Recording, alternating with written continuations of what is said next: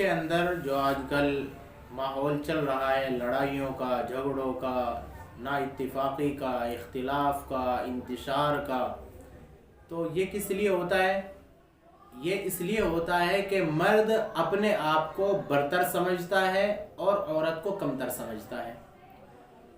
اپنے آپ کی اہمیت اور فضیلت تو جانتا ہے کہ بھئی میری اہمیت، میرا مقام، میری حیثیت، میرا مرتبہ کیا ہے، لیکن اپنی اہلیہ اور اپنی بیوی کی حیثیت اور اس کے مقام اور مرتبے کو نہیں پہچانتا۔ اس کو سمجھتا ہے یار یہ تو کیا ہے، عورت تو جوتیوں پہ رکھنے کی چیزیں ہوتی ہیں۔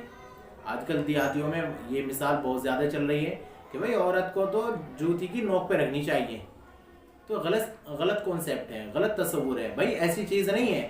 اللہ نے جتنے حقوق مردوں کے رکھے ہیں اتنے ہی حقوق عورتوں کے بھی رکھے ہیں۔ برابری کا درجہ ہے، میاں بیوی کا برابری کا درجہ ہے، شوہر کا اور اس کی بیوی کا مکمل برابری کا درجہ ہے۔ جتنے حق شوہر کے ذمے ہیں اتنے ہی حق کیا ہے، بیوی کے بھی ذمے ہیں۔ جتنے حق بیوی کے ذمے ہیں اتنے ہی حق شوہر کے بھی ذمے ہیں۔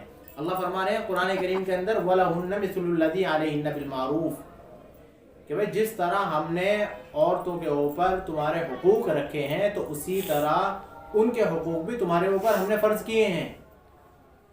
تو ان چیزوں سے پتہ چلتا ہے کہ جتنے حقوق بیوی کے ہیں اتنے ہی حقوق، جتنے حقوق ہمارے ہیں اتنے ہی کیا ہیں، بیویوں کے بھی ہیں۔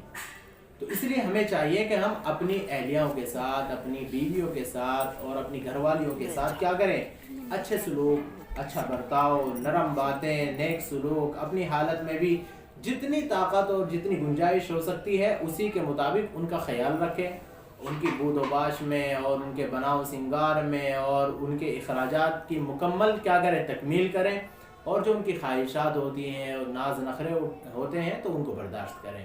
اسی میں کامیابی ہے، چونکہ برابری کا درجہ ہے۔